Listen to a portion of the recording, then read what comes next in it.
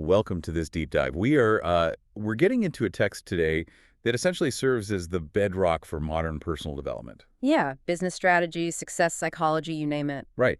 I mean, if you track the lineage of almost any high-level performance framework being taught today, the roots inevitably snake back to the material we're unpacking right now. They really do. Specifically, we are examining the original version, restored and revised, of Think and Grow Rich. Compiled and meticulously annotated by Ross Cornwell. Exactly. And this isn't the watered-down, heavily edited version you might find in an airport bookstore. Yeah. This is the raw, unfiltered mechanics of the original manuscript. And looking at that restored original is just crucial because it brings us right back to the specific historical context in which these ideas were actually forged. Yeah, the timing is everything. It really is. I mean, this wasn't written during a massive economic boom. It was published in 1937. Right in the bleakest, most desperate depths of the Great Depression. Exactly. You had a population that was broken both financially and psychologically. Yet the research behind it, which was commissioned by the industrialist Andrew Carnegie that spanned 20 years prior to that. Involving deep, systemic interviews with hundreds of the most powerful and successful figures of the era. Right. And what's particularly fascinating is how the relevance of these exact principles just skyrocketed all over again during the 2008 global economic meltdown. Oh, absolutely. And we see it happening again today in our current climate of uncertainty. When the societal floor falls out, people inevitably return to the foundational mechanics of how value is actually created. Which sets up our mission statement for today perfectly. Our goal in this deep dive is to extract those exact mechanics. Step by step. We're going to deconstruct how an abstract thought, a completely intangible desire, is transmuted into physical reality. We're looking at the tested, systematic formulas that historical giants used to build empires out of thin air. And we should frame exactly how this applies to you listening right now. Yeah, why should they care? Well, whether you are actively trying to bootstrap a startup, pivoting into a complex new career path, or just staring down a massive, seemingly insurmountable personal hurdle, the principles we're going to break down are not meant to be philosophical musings. No, not at all. They are designed as a highly practical step-by-step toolkit. It is a literal blueprint for action, assuming you're willing to apply the rigor it demands. So let's get straight into it. The entire architecture of this philosophy rests on what is referred to as the Andrew Carnegie secret. Right. Carnegie, who at the time was one of the wealthiest men in human history, firmly believed that this formula for success was so reliable and fundamental that it should be a mandatory part of the public education system. He hypothesized that teaching this process would cut the time required for formal schooling in half. Which is a bold claim. Yeah. And the absolute bedrock of this secret, the premise that everything else relies upon, is encapsulated in a simple three-word phrase: thoughts are things. Thoughts are things, and on the surface, that phrase risks sounding like a bumper sticker. A bit cliche, yeah. But if we dig into the psychology and the cognitive frameworks behind it, it's a profound operational truth. An abstract thought, when it is saturated with a definiteness of purpose, unrelenting persistence, and a burning desire, actually alters your behavior. It alters your perception of risk and your ability to recognize opportunity. Exactly. Modern neuroscience might point to the reticular activating system. That's the filter in your brain that suddenly makes you see whatever you've deeply focused your attention on. Like when you buy a new car and suddenly see it everywhere on the highway. Precisely. And to illustrate how a thought becomes a tangible asset, the restored text presents the incredible case study of Edwin C. Barnes. The Barnes story is a perfect stress test for this exact concept because he literally started with zero leverage. Zero. Barnes decides with absolute definiteness of purpose that he's going to work with Thomas Edison, not just in his factory, but directly with the most famous inventor on the planet. But Barnes faces two immediate catastrophic barriers. Right. First, he has no introduction, no network, and no relationship with Edison. None. Second, he doesn't even have the train fare to get from his hometown to Edison's laboratory in Orange, New Jersey. And for 99% of the population, that lack of capital and access is where the dream dies. It becomes a passive wish. But Barnes possessed what the text describes as the thoughts of a king. Because his desire was an obsession. He bypassed the barrier of the train fare by traveling by blind baggage. Essentially hopping onto a freight train and riding the rails. Yeah. He arrives at Edison's laboratory looking, for all practical purposes, like a completely destitute tramp. Imagine the sheer audacity of that moment. You are covered in coal dust, wearing rags, and you walk into the office of a global icon to announce that you're here to go into business with him. It's wild.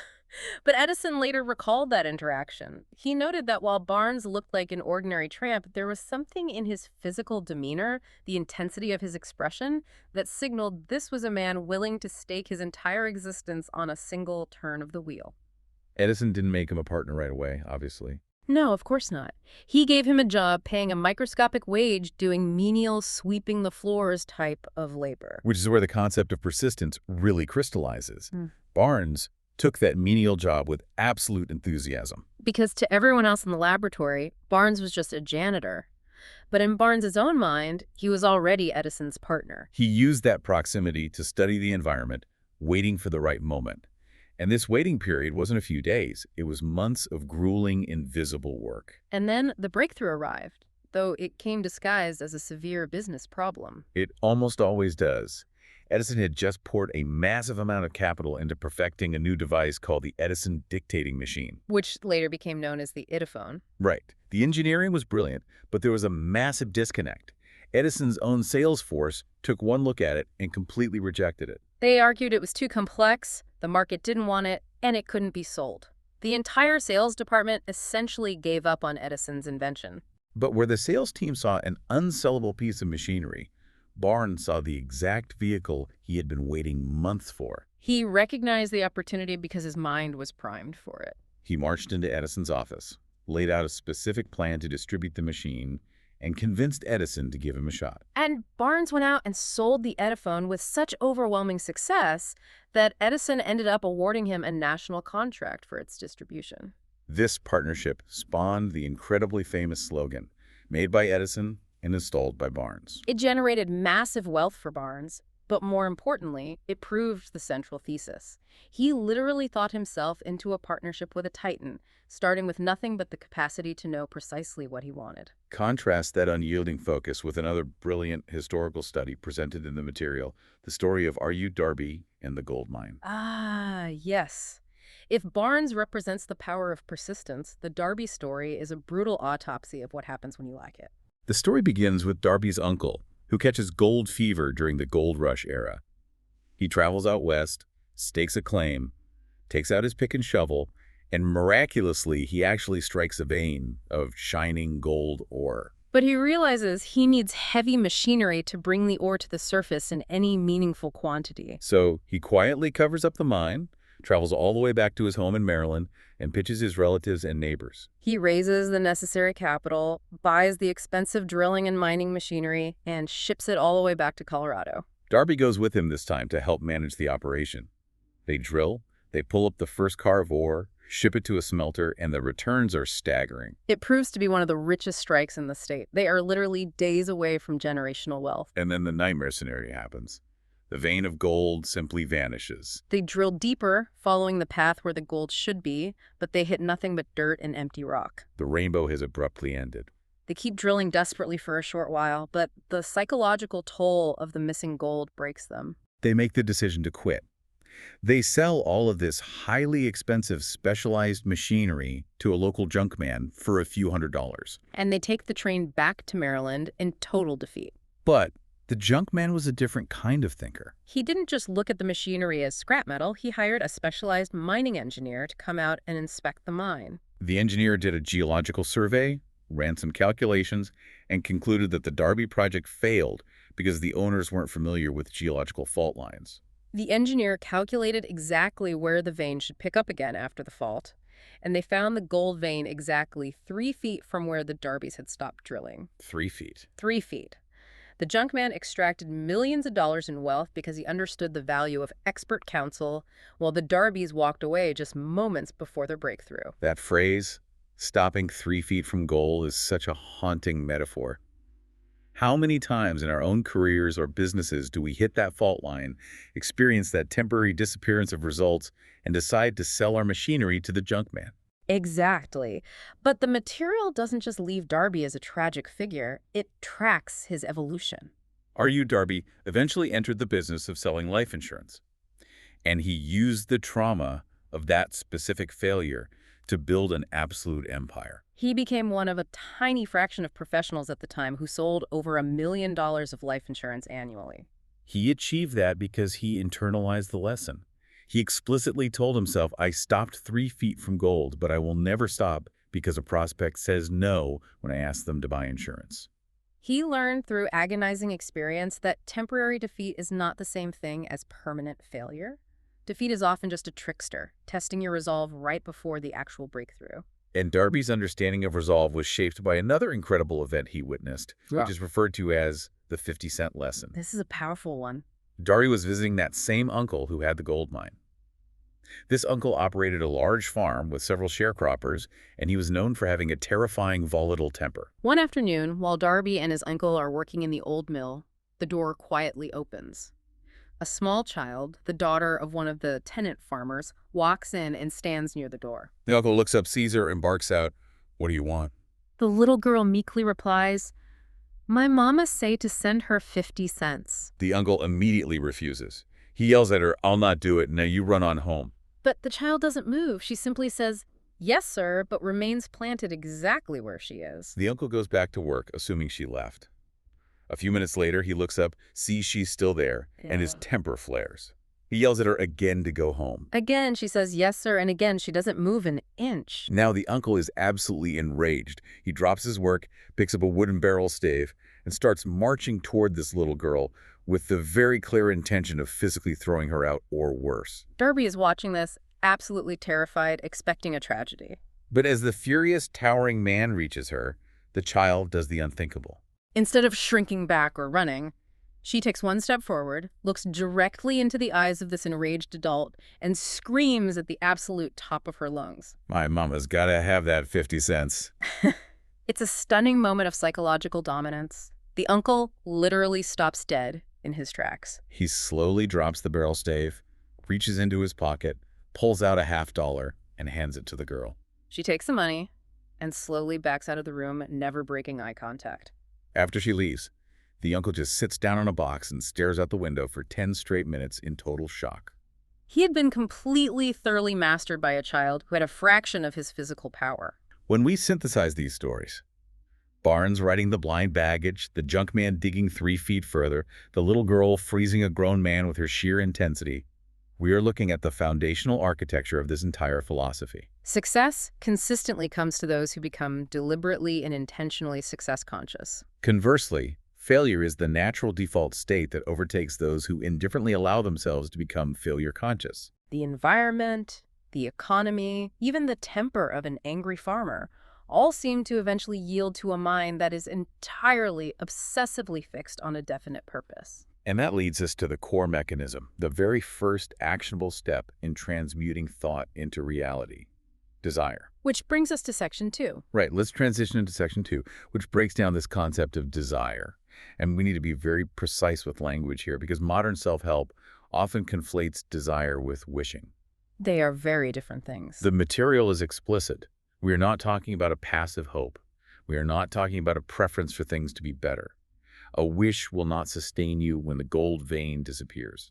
The text defines the necessary state as a pulsating, burning desire that transcends everything else.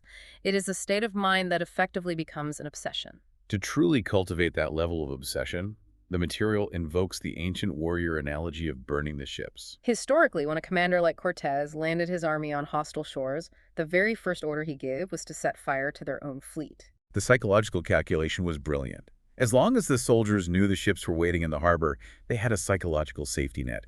If the battle got too bloody, they could always retreat. By burning the ships, the commander removed the option of retreat.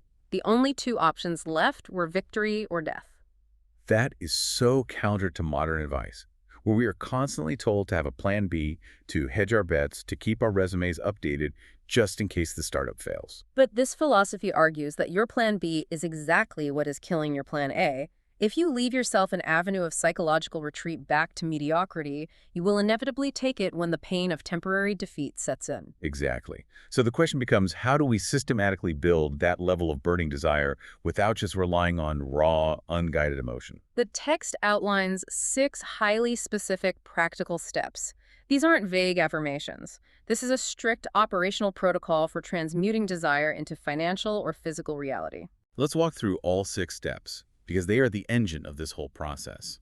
Step 1. You must fix the exact amount of money or the exact specific goal in your mind. The instruction is clear that merely saying, I want plenty of money or I want to be successful is entirely useless. The subconscious mind needs a precise target. Step 2. Determine exactly what you intend to give in return. I think this step is where modern hustle culture completely falls apart. Oh, totally. People want to manifest the mansion and the sports car, but they completely ignore the value equation. The text bluntly states, there is no such reality as something for nothing. You have to define the labor, the product, or the service you are exchanging. Step 3 is about temporal boundaries. Establish a definite date when you intend to possess the goal. Without a timeline, desire decays into a daydream. Parkinson's law tells us that work expands to fill the time allotted to it. A definite date forces action. Step 4. Create a definite plan for carrying out your desire. And this is the critical part. Begin at once, whether you feel ready or not. This cuts right through the modern epidemic of analysis paralysis. People spend years waiting for the perfect economic conditions, the perfect website, the perfect credential. The directive here is aggressive, immediate action on whatever imperfect plan you currently have. Step 5 is the crystallization. Write out a clear, concise statement summarizing the exact amount, the timeline, the value you will give in return, and the plan. You force the abstract thought into the physical world by writing it down. And finally, step 6, which is where the psychological rewiring actually happens. Read your written statement aloud twice daily, once just before going to sleep and once upon waking up. And crucially, as you read it, you must see, feel, and believe yourself already in possession of the goal. This step often faces immense skepticism today. People view reading a statement twice a day as toxic positivity or mere delusion. But if we look at it through the lens of cognitive behavioral loops, it makes perfect sense. You are repeatedly forcing your brain to process a specific reality, which over time alters your baseline expectations and behaviors. The historical figures analyzed in the text didn't view this as magic. They viewed it as mental conditioning. Take Marshall Field, for example. During the Great Chicago Fire of 1871, the entire commercial district was essentially reduced to ashes. Most merchants stood by the smoking ruins of their businesses, looked at the devastation, and collectively decided to leave Chicago and start over somewhere easier. But Marshall Field stood in front of the smoldering ashes of his retail store, pointed to the ground, and declared that he would build the world's greatest store on that exact spot, regardless of how many times it burned down. That is a burning desire overriding environmental catastrophe. Or consider the story of Henry Ford and the V8 engine. Ford decided he wanted an 8-cylinder engine cast in a single solid block. He brought the concept to his engineers, and they universally told him it was scientifically and physically impossible. Ford didn't argue the physics. He simply ordered them to produce it anyway. He told them to stay on the job until they succeeded, no matter how much time or money it took. 6 months go by, nothing. Another 6 months pass. Still nothing. The engineers keep reporting back to Ford that it simply cannot be done. And Ford's response was always the same. I want it, and I'll have it. And eventually, under the crushing pressure of Ford's unyielding desire, the engineers discovered the secret to casting the block. Ford didn't know how to build the engine himself. His desire was the force that compelled the discovery from others. But perhaps the most profound illustration of transmuting desire into reality isn't about money or business at all. Okay, let's unpack this. It's the deeply personal story of Napoleon Hill's own son, Blair. When Blair was born, the doctors discovered he was afflicted with a severe physical anomaly. He was born without any external physical signs of ears. The medical consensus was absolute. The child was permanently deaf and would be mute for his entire life. As a parent, that diagnosis is earth-shattering. But Hill made a silent, internal pledge right there in the delivery room. He entirely rejected the doctor's verdict. He decided that he was going to implant his own burning desire for normal hearing into his son's mind. And he did this through an incredible mechanism: bedtime stories. Hill recognized that he couldn't change the physical anatomy of his son immediately, but he could control the child's psychological environment. He began weaving elaborate narratives every night, designed to implant the belief that the boy's disability was not a tragic liability, but actually a massive, unique advantage. Hill had no logical idea how deafness could be an advantage, but he sold the concept to his son with absolute conviction anyway. He was conditioning the boy's subconscious to seek out the advantage in his adversity. And the milestones of how this manifested are staggering. When Blair was a toddler, the family acquired a Victrola phonograph. The child discovered that if he stood in front of the machine and bit down hard on the edge of the wooden case, he could actually hear the music. He was utilizing bone conduction, the sound waves traveling through his teeth and jawbone directly to his inner ear. He would stand there for hours, biting the wood, listening to music. As he grew, that implanted desire for normalcy translated into a fierce independence. When Blair was 7 years old, he wanted to earn his own money. His mother was terrified to let a deaf child out onto the busy streets alone. But Blair circumvented her fears. He snuck out of the kitchen window, went down to the local shoemaker, borrowed 6 cents, and bought a stack of newspapers. He spent the entire day navigating the dangerous streets, selling papers, reinvesting the pennies, and by evening, he returned home with a 42-cent profit. When they found out what he had done, his mother wept out of fear for what could have happened, but Hill laughed. He didn't see a vulnerable, disabled child.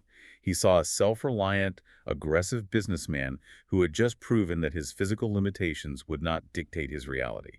Blair went on to insist on attending normal public schools and later college, entirely refusing to learn sign language or attend schools for the deaf. He was forcing himself to adapt to a hearing world. And that relentless adaptation culminated during his last week of college. He was given a prototype of a new, highly advanced electrical hearing aid to test. Because he had spent his life utilizing bone conduction and forcing his auditory systems to work, when he put this device on, it bridged the gap perfectly.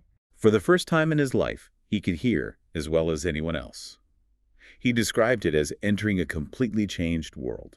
But the story doesn't end with him just getting his hearing. Remember the bedtime stories? The deeply implanted desire that his disability would somehow become his greatest asset. Blair was so overwhelmed by this new technology that he wrote a passionate, deeply insightful letter to the manufacturer. The company was so moved by his perspective that they invited him to their factory in New York. While touring the facility, the final piece of the puzzle clicked into place. He realized his life purpose wasn't just to hear. It was to bring this technology to the millions of others suffering in silence. He spent a month obsessively researching the company's entire marketing and distribution system.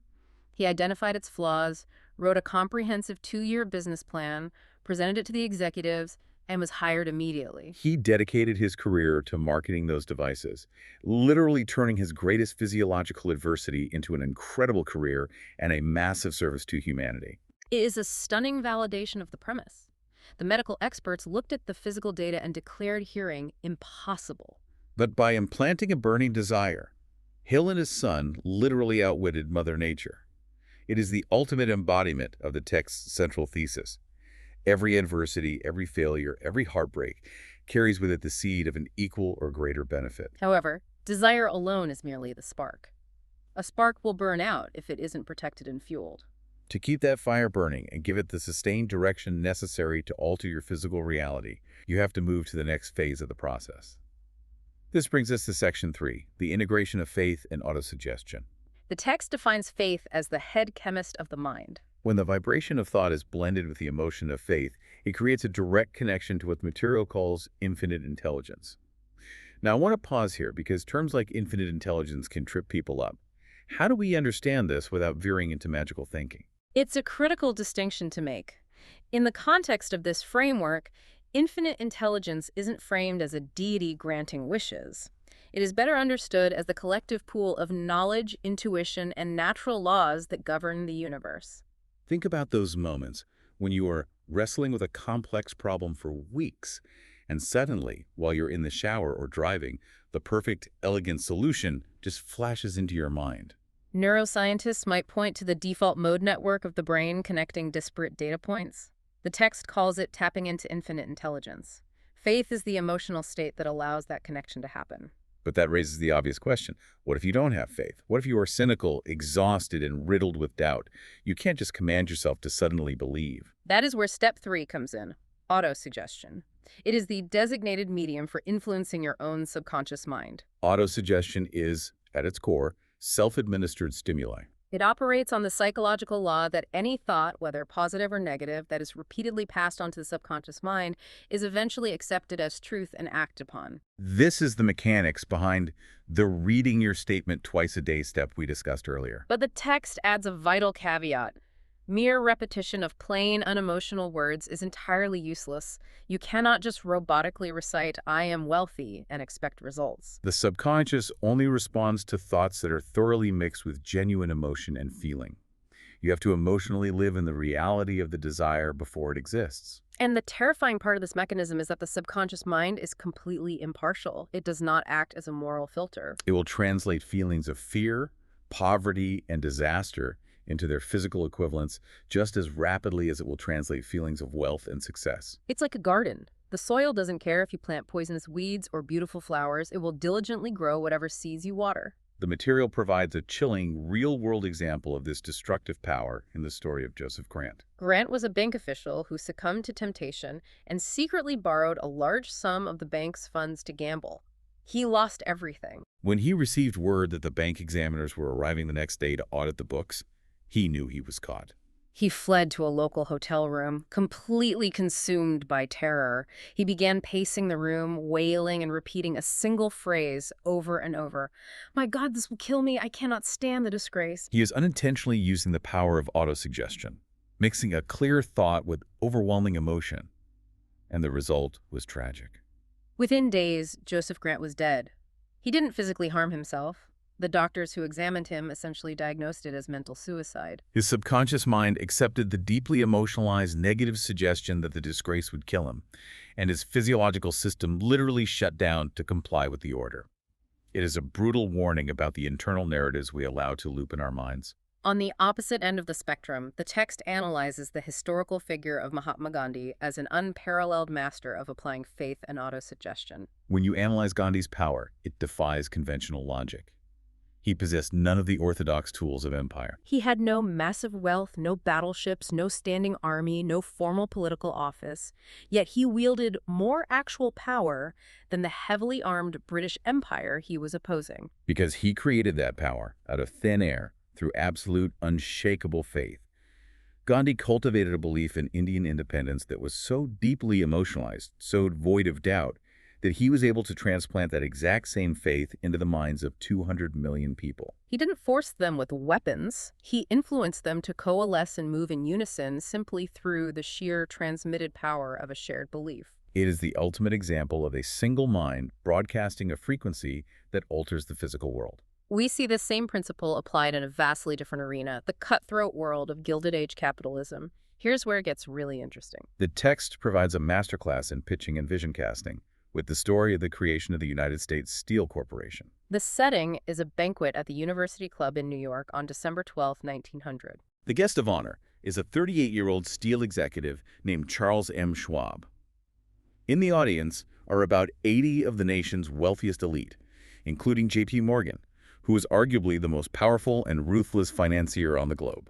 Schwab was actually warned by the organizers not to speak too long. They told him to keep his remarks to a polite 15 minutes of fluff, because billionaires like J.P. Morgan didn't have the patience for long speeches. But Schwab saw the opportunity of a lifetime. He possessed a burning desire to consolidate the chaotic, fragmented steel industry into a single, highly efficient behemoth. He had the plan, but he needed Morgan's capital to execute it. So when Schwab stood up to speak, he completely ignored the 15-minute warning. He delivered a 90-minute, completely unrecorded, extemporaneous speech. And he didn't just rattle off dry financial statistics. He used his faith and his vision to paint a magnetic, emotionally compelling picture of the future. He described how a consolidated industry would drastically lower costs, open massive new global markets, and revolutionize the entire world's infrastructure. He spoke with such intense conviction that the entire room was mesmerized. He effectively transplanted his faith directly into J.P. Morgan's mind. Morgan was so captivated that after the banquet ended, he pulled Schwab aside into a window seat, and the two men talked for another hour. That initial conversation led to a grueling all-night secret meeting with Morgan, Robert Bacon, and John W. Gates to hammer out the actual financial architecture of the deal. Morgan finally looked at Schwab and asked the ultimate question. Can you get Andrew Carnegie to sell his steel empire? Because without Carnegie, the whole trust was impossible. Schwab confidently said he could.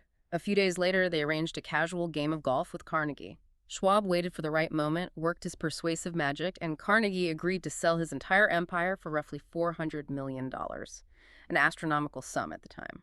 The transaction burst the United States Steel Corporation. And here is the profound takeaway. That single idea, generated in Schwab's imagination, backed by immense faith and an organized plan, yielded an estimated $600 million in sheer profit value simply by bringing those companies together. The wealth didn't come from mining more iron. It came from a thought mixed with emotion. Autosuggestion acts as the gatekeeper. By actively, deliberately feeding your subconscious mind with emotionalized plans like Schwab did, you program it to seek out the reality of those plans, rather than passively letting doubt or environmental negativity take root. Which serves as a perfect pivot. You can have a burning desire, and you can program your mind with absolute faith, but raw enthusiasm and belief are completely insufficient on their own. You cannot simply believe a bridge into existence. You have to know how to build it. To execute your vision, you need the right data. This brings us to Section 4, the acquisition and application of specialized knowledge. This section draws a massive, sharp line between general knowledge and specialized knowledge. The text explicitly notes that universities are absolutely overflowing with general knowledge. But it also points out the uncomfortable truth that the professors who specialize in teaching that general knowledge very rarely accumulate great wealth or execute massive paradigm shifts themselves. Why? Because general knowledge is merely potential power. It is inert. It only becomes actual power when it is highly organized into definite plans of action and directed toward a very specific, tangible end. The confusion around this concept is deeply embedded in how we define education. The Latin root of the word educate is educo, which means to draw out, to develop from within. It does not mean memorizing a massive encyclopedia of random facts. An educated person is not necessarily someone with an abundance of general knowledge. An educated person is someone who has so developed the faculties of their mind that they can acquire anything they want without violating the rights of others. There is no better illustration of this than the famous story of Henry Ford's libel suit. During the period of World War I, a Chicago newspaper published an editorial referring to Henry Ford as an ignorant pacifist. Ford was deeply offended and sued the newspaper for libel. The newspaper's legal team decided their best defense was to prove the statement true, to prove to the jury that Ford was, in fact, ignorant. So they put Ford on the witness stand and began relentlessly badgering him with trivial, academic, general knowledge questions. They asked him incredibly specific historical trivia. Who was Benedict Arnold? How many British soldiers were sent over to America to put down the rebellion in 1776? They were trying to publicly humiliate him by exposing his lack of formal schooling. Ford tolerated this line of questioning for a while, but eventually the absurdity of it exhausted his patience. He leaned forward, looked the lawyer dead in the eye, and delivered a response that completely redefined intellectual power. He pointed out that on his desk, he had a row of electric push buttons. By pushing the correct button, he could instantly summon expert assistants who could answer any conceivable question regarding the business to which he was devoting most of his efforts. He then asked the lawyer, "Now, will you kindly tell me why I should clutter up my mind with general knowledge for the purpose of being able to answer questions when I have men around me who can supply any knowledge I require?" That response absolutely floored the courtroom. Ford proved that you do not need to hold all the specialized knowledge in your own head, provided you know how to organize, direct, and compensate the people who do. In today's terms, Ford was describing the ultimate search engine long before the internet existed. He understood that leadership is about sourcing and applying knowledge, not merely memorizing it. But what if you aren't Henry Ford? What if you are the one who needs to acquire a specific skill to survive and advance? The text provides some brilliant, highly relevant examples from the Depression era of individuals pivoting through specialized knowledge. Take the story of Stuart Austin Weir. He was a highly trained construction engineer. But when the Depression hit, the construction industry effectively ceased to exist. His knowledge became temporarily useless. Instead of giving up, he assessed the landscape, went back to school past the age of 40, took highly specialized courses in corporate law, and pivoted to become a wildly successful corporation lawyer in Dallas. We see another incredible pivot in the story of the unemployed grocery salesman. During the economic collapse, he lost his job and couldn't find another position in sales to save his life. However, he had a minor background in bookkeeping. Recognizing that general bookkeeping wasn't enough, he took a specialized advanced course in accounting to sharpen his skills. Then he applied his imagination. He realized small merchants couldn't afford full-time accountants. So he bought a light delivery truck, outfitted it with modern bookkeeping machinery, and created a fleet of offices on wheels. He drove from business to business, providing highly specialized fractional accounting services.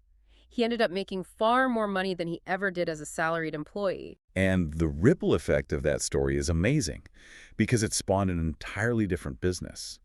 There was a young woman, a typist, who helped this accountant put together a beautiful, persuasive portfolio to sell his mobile services. She watched how successful his pitch was and realized she had accidentally stumbled onto a highly valuable specialized skill, the packaging and marketing of personal services. She applied this new, specialized knowledge immediately to help her own son.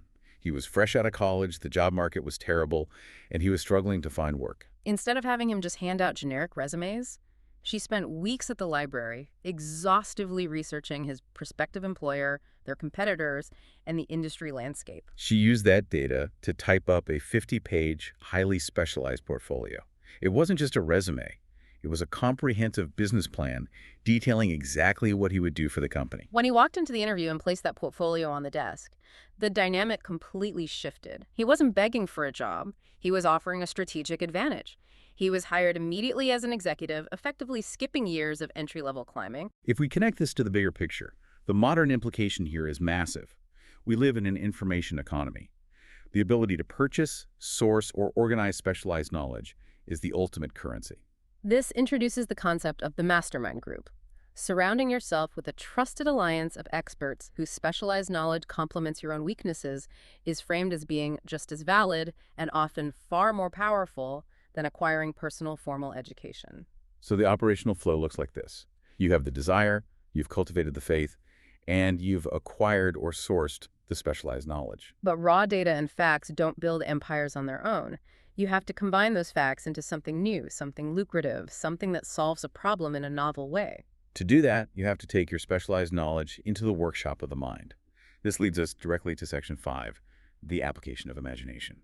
Hill makes a very clear structural distinction by defining two distinct forms of imagination. The first is synthetic imagination. This is the faculty that most of us use daily. It arranges old concepts, existing ideas, or proven plans into new combinations. It doesn't actually create anything fundamentally new. It merely reassembles the existing material of your experience, education, and observation. If you are improving a supply chain or tweaking a marketing funnel, you are using synthetic imagination. The second form is creative imagination. This is the elusive faculty that directly communicates with what we discussed earlier as infinite intelligence. This is the state where true inspiration happens, where hunches and groundbreaking new paradigms are received rather than calculated. It operates best when the conscious mind is vibrating at a highly accelerated rate, driven by that intense, burning desire. To illustrate the sheer economic power of imagination, the text tells the legendary story of the enchanted kettle. It takes place about 50 years prior to the book's publication. An old country doctor rides into a small town, walks into a drugstore, and strikes a deal with a young clerk. The doctor sells the clerk an old brass kettle, a wooden paddle, and a small slip of paper with a secret formula written on it. The cost is $500, which represented the young clerk's entire life savings. The doctor was thrilled just to get enough money to pay off his immediate debts and retire. But the clerk, a man named Asa Candler, didn't just buy a brass kettle, he bought a formula. And more importantly, he added the one critical missing ingredient that the country doctor lacked: his own intense imagination. Candler began experimenting with the formula, tweaking it, and conceptualizing a massive distribution strategy. And that single addition of imagination transmuted the contents of that old brass kettle into the global empire of Coca-Cola. A simple recipe on a slip of paper, when combined with imagination and organized planning, created a product that literally shaped global commerce. It built fortunes, employed hundreds of thousands of people, and drove the sugar and glass industries for a century. The true asset was never the physical kettle. The asset was the imaginative idea of what the formula could become. We see another phenomenal example of imagination driven by a definite decision in the story of Dr. Frank W. Gonzalez. Gonzalez was a young, highly idealistic preacher in Chicago. He harbored a deep, burning obsession to start a new kind of educational institution, a technical college where students would learn by actively doing rather than just passively listening to theory. He had the entire vision mapped out in his synthetic imagination. But there was one massive hurdle. He calculated that he needed exactly $1 million to build the college, and he had absolutely no idea how to acquire that kind of capital. So what did he do? For 2 straight years, he did what most people do with their dreams. He just sat around thinking about it. He hoped for the money. He wished for the money. But nothing happened. Until one weekend, he reached a breaking point. He made a definite decision. He resolved that he was going to acquire the $1 million within a single week. He didn't know how, but the decision was absolute. The psychology of what happens next is fascinating. The moment he made that firm, uncompromising decision, a sense of absolute assurance washed over him, and a plan formed in his imagination. He immediately called the local newspapers and announced that the very next morning he would preach a sermon titled, "What I Would Do If I Had $1 Million." He was forcing his own hand. Sunday morning arrives. He gets up into the pulpit, and he is so consumed by his vision that he actually forgets his written notes. He just preaches straight from his heart, painting a vivid, passionate picture of this new educational paradigm. When he finishes his sermon and sits down, a man stands up from the third row, walks directly to the pulpit, and extends his hand. The man says, "Reverend, I liked your sermon. I believe you can do everything you said you would if you had $1 million. To prove that I believe in you and your sermon, if you will come to my office tomorrow morning, I will give you the $1 million." That man was Philip D. Armour, the wealthy meatpacking industrialist. And that money founded the Armour Institute of Technology, which later became the Illinois Institute of Technology. The capital arrived within 36 hours of the preacher making a definite decision and acting boldly on his imagination. What both the Coca-Cola story and the Gonzalez story scream at the reader is that ideas are active, intangible forces. They actually possess more durable power than the physical brains that gave birth to them. An idea, once released and acted upon, can outlive its creator and fundamentally reshape the physical environment. The conclusion Hill draws from the study of imagination is liberating but challenging. The only true limitations we face are those we actively set up and accept in our own minds. But we must introduce a massive dose of reality here. An imaginative idea, no matter how brilliant, is completely useless without execution. You can daydream in your workshop all day, but if you do not build the machinery, nothing changes. The universe does not reward potential. This brings us to the crystallization phase, where desire finally hits the pavement. Section 6. Organized planning and leadership. This is where the abstract philosophy translates into aggressive physical action. And the very first non-negotiable requirement of organized planning is the creation of a mastermind alliance. The text is emphatic on this point. Nobody, not Ford, not Carnegie, not Edison, has enough experience, education, native ability, or raw time to succeed in a massive endeavor purely alone. You must ally yourself with a carefully selected group of people who possess the skills, knowledge, and perspectives that you lack. And there is a strict caveat to this alliance. The material explicitly states that there must be perfect harmony within this group. If there is hidden resentment, ego clashes, or misaligned goals, the mastermind principle completely falls apart. It becomes a destructive force rather than a creative one. You are trying to create a third, unified mind out of the group, and discord shatters that connection. And even with a perfect mastermind group, the text warns that when you begin to execute your plans, you will inevitably face temporary defeat. Your first plan will likely fail. Your second might fail. Edison failed 10,000 times before perfecting the incandescent light bulb. The material stresses heavily that temporary defeat is merely a signal that your current plan is structurally flawed. It is not a permanent failure unless you accept it as such. You simply have to build a new, better plan and keep moving forward. As you execute these plans, you are operating within human hierarchies, which requires a deep understanding of the dynamics between leadership and followership. The text breaks down 11 major factors of leadership. These aren't just corporate buzzwords, they are operational necessities. For example, unwavering courage based on a knowledge of self and of one's occupation. No follower wants to be dominated by a leader who lacks self-confidence. Or a keen sense of justice. Without fairness, a leader cannot command the respect or loyalty of their team. Another critical factor is the habit of doing more than paid for.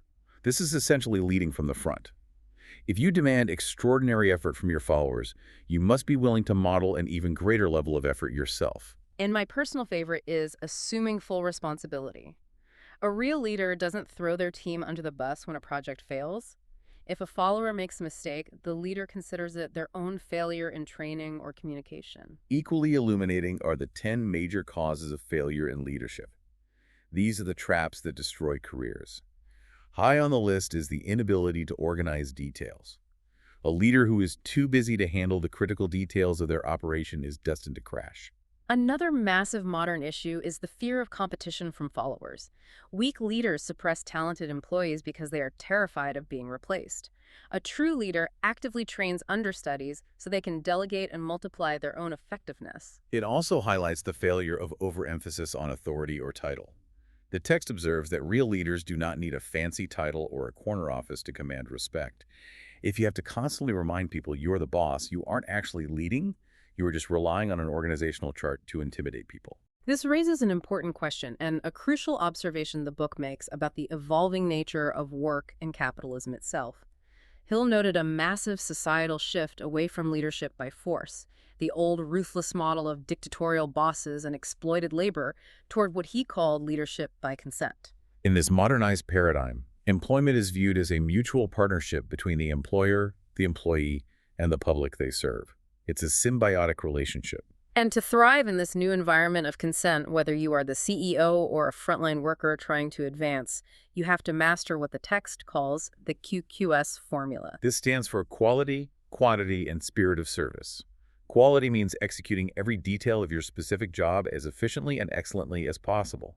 Quantity means developing the habit of rendering as much service as you can, constantly looking for ways to increase your output. But the most critical element, the one that makes or breaks careers in the modern economy, is the S spirit. This refers to having a pleasing, harmonious, cooperative personality. You can be the most technically skilled coder, salesperson, or engineer in the entire building. You can deliver immense quality and quantity. But if your spirit is toxic, if you destroy the harmony of the mastermind group, if you are difficult to work with, you will eventually be replaced. The market places a massive premium on cooperative emotional intelligence. We see a perfect, aggressive application of this organized planning and winning spirit in the story of Dan Halpin. During his college days, Halpin had the incredible experience of managing the championship Notre Dame football team under the legendary coach, Knute Rockne. He absorbed Rockne's intense winning psychology and his absolute refusal to accept defeat.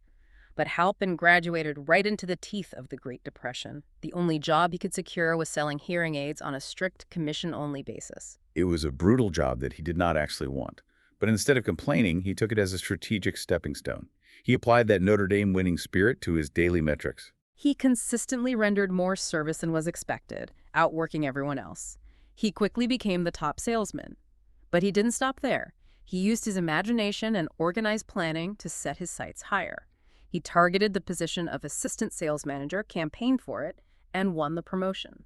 By pushing himself up the hierarchy, he made himself visible to broader opportunity. The chairman of a fierce rival company, Dictograph, noticed that this young kid Halpin was systematically stealing massive amounts of their market share. The chairman brought Halpin in for an interview. Halpin applied his specialized knowledge, pitched his vision, and the chairman was so impressed that he hired Halpin away and made him the sales manager of an entire division. Within roughly 6 months, Halpin was promoted to vice president of the company. He achieved in a matter of months what takes most executives a decade or more. And he did it entirely because he utilized organized planning, delivered immense value, and absolutely refused to compromise with economic circumstances he didn't like. He engineered his own reality. So, what does this all mean? If we look at the resume strategies and job application methods outlined in the text, tactics like offering to work on probation, researching a company extensively to find their specific pain points, and presenting a customized written plan of action, they all reflect the core philosophy of giving value before you try to extract value. Organized planning is the physical bridge. It is the necessary structure that connects the esoteric and visible power of thought, desire, and faith directly to the physical reality of a paycheck, a successful enterprise, or a realized dream. That summarizes the architecture perfectly. You have been given the exact blueprint used by the titans who built the modern world. It initiates with a pulsating, burning desire. You saturate that desire with faith, actively programming your own subconscious mind through the deliberate use of autosuggestion. You step out and gather the specialized knowledge required to execute, either through your own efforts or by organizing a mastermind alliance. You take those raw materials into the workshop of your imagination to formulate a novel approach. And finally, you crystallize that idea into physical reality through relentless organized planning and the resilience to weather temporary defeat. It is an incredibly comprehensive, demanding system. It really is. Wow. But as we wrap up this deep dive, I want to pivot to a final thought based on the text, something for you, the listener, to seriously mull over as you go about your day. Hill theorizes that human experience teems with thought vibrations, drawing a parallel to how radio waves invisibly fill the air around us. He argues that our brains function as both broadcasting and receiving stations for these thought frequencies. And if we couple that theory with the absolute law of autosuggestion, the reality that our subconscious mind absorbs, accepts, and acts upon everything we repeatedly expose it to, without any filter for whether it is helpful or destructive, we have to look at our modern environment. We live in an unprecedented era of 247 digital media.